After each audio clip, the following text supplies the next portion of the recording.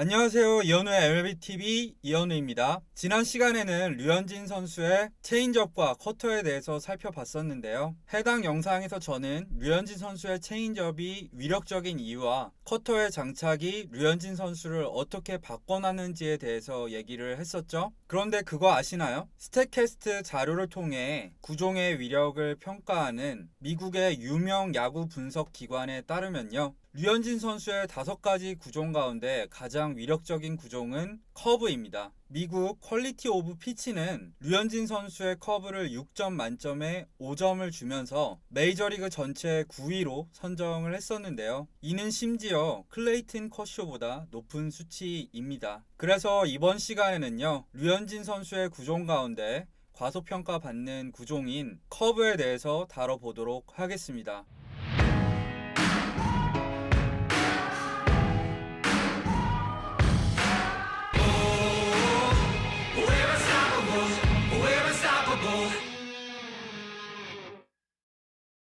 표면적으로 봤을 때 올 시즌 류현진 선수의 커브는요, 구사율도 11%로 류현진 선수가 던지는 구종 가운데 가장 적고요. 피안타율 2할 5푼, 피장타율 4할 6푼 9리로 류현진 선수가 던지는 다른 구종에 비해서 표면적인 성적도 평범합니다. 하지만 여기엔 한 가지 함정이 있는데요.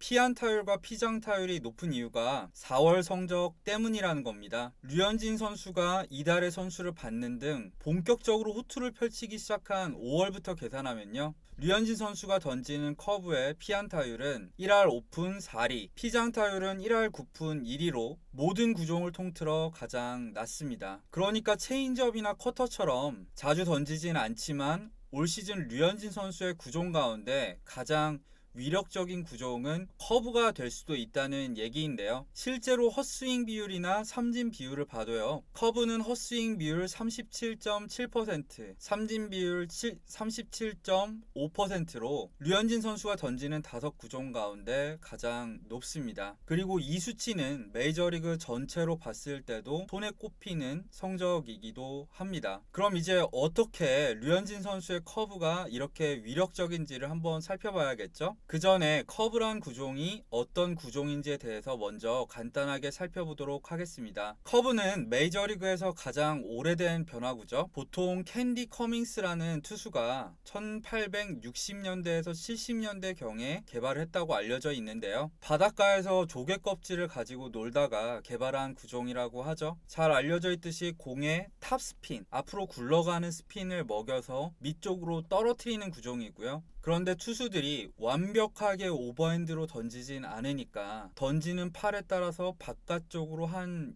70도, 60도 정도 휘어지는 움직임을 보이기도 하죠. 너클볼을 제외하면 모든 변화구를 통틀어서 가장 느린 구종이지만 그 대신 낙폭이 가장 큰 구종이기도 하죠. 그래서 게임 같은 데선 보통 가장 안 좋은 구종으로 나오지만 실제로는 완벽하게 익혔을 경우에는 현실 세계에서는 가장 쓰임새가 높은 구종 중에 하나입니다. 왜냐하면 횡적인 움직임이 강조되는 다른 변화구랑 다르게 이렇게 종적인 움직임이 강조되는 구종이기 때문인데요. 그래서 다른 변화구들은 보통 배트랑 선으로 만나지만 커브는 배트랑 점으로 만나기 때문에 잘 던지는 경우에는 가장 피장타율이 낮고요.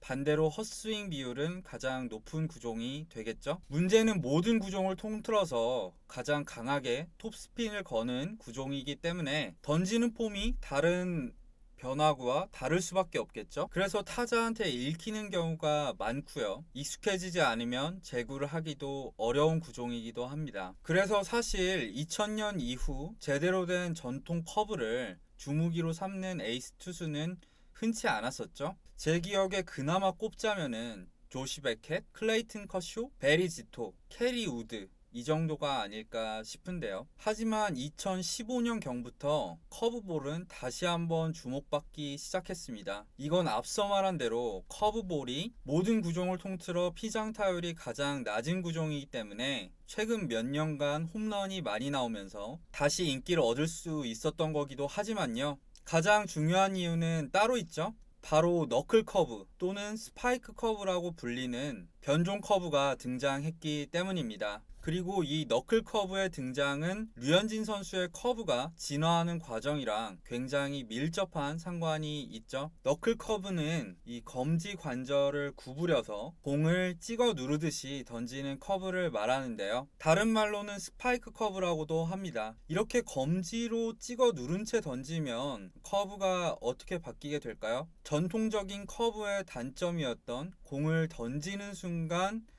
높게 솟구치는 듯한 느낌, 이런 움직임이 사라지게 되겠죠. 그렇게 되면 상대적으로 패스볼과 거의 비슷한 궤적으로 날아가다가 급격하게 아래로 꺾이게 될 거고요. 또 전통적인 커브보다 회전수가 많아지게 됩니다. 이렇게 복잡한 얘기를 한 이유는 뭘까요? 네, 류현진 선수가 지난해, 그러니까 2018년 스프링 캠프 때부터요, 이 너클 커브라고도 하고 스파이크 커브라고도 하는 회전수 많은 커브를 던지고 있기 때문입니다. 2018년 스프링 캠프에서 류현진 선수는요, 인터뷰를 통해 커브에 더 많은 회전을 줘서 타자 앞에서 떨어뜨리고 싶다, 더 세게 던지고 있다, 이런 말을 했었는데요. 실제로 류현진 선수는 이후 커브를 던질 때 너클 커브를 던지는 투수들처럼 검지손가락을 살짝 얹어서 던지고 있습니다. 이후 류현진 선수의 커브볼 분당 회전수는요, 평균 2422회에서 평균 2549회로 약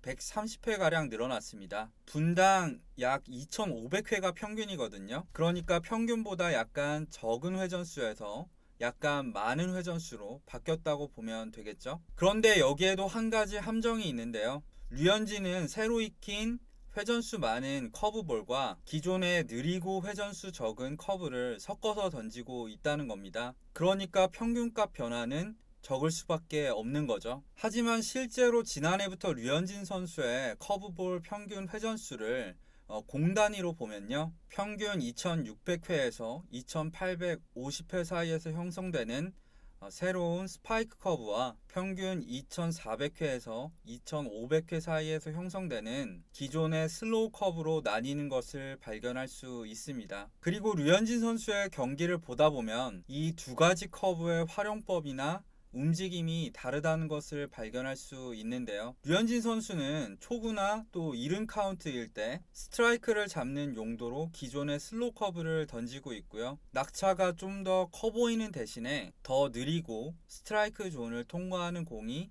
바로 이 슬로우 커브입니다. 그런데 가끔씩은 투 스트라이크 이후에 거의 홈플레이트에 닿을 정도로 낮고 각이 큰 커브볼을 던지기도 하는데요. 이게 바로 새로 추가한 스파이크 커브라고 보시면 됩니다. 이전 영상에서 제가 혹시 류현진 선수가 던지는 커터가 기존의 전통적인 커터와 신형 커터로 나뉜다는 말씀 드린 적 있었나요? 그러니까 류현진 선수는 체인지업과 커터뿐만이 아니라 커브도 자유자재로 상황에 맞게 두 종류를 섞어서 던진다는 얘기죠. 그리고 최근 들어서 류현진의 바깥쪽 체인지업을 노리는 팀들이 유난히 많이 늘어났는데요. 류현진은 결정구로 커브를 쓰는 방식을 사용하고 있기 때문에 쉽사리 무너지지 않을 수 있었던 거죠. 한마디로 말해서 류현진의 체인지업을 노리는 팀들이 많아질수록 류현진 선수의 진화한 커브볼이 갖는 비중도 늘어날 수밖에 없는 거죠. 지금까지 류현진 선수의 커브를 주목해야 되는 이유에 대해서 살펴봤는데요. 요약하자면 이렇습니다. 첫째, 류현진 선수는 2018년 스프링 캠프 때부터 두 종류의 커브를 던지고 있다. 그러면서 류현진 선수의 커브 성적은 몰라볼 정도로 좋아졌다. 셋째, 구사율이 아직 낮아서 주목을 덜 받고 있지만 류현진 선수의 체인지업을 노리는 팀들이 늘어나고 있기 때문에 앞으로 커브의 비중은 높아질 수밖에 없다. 이번 영상은 여기까지고요. 이 영상을 재밌게 보신 분들은 좋아요와 구독 부탁드리겠습니다. 저는 다음 방송으로 찾아뵙도록 하겠습니다. 감사합니다.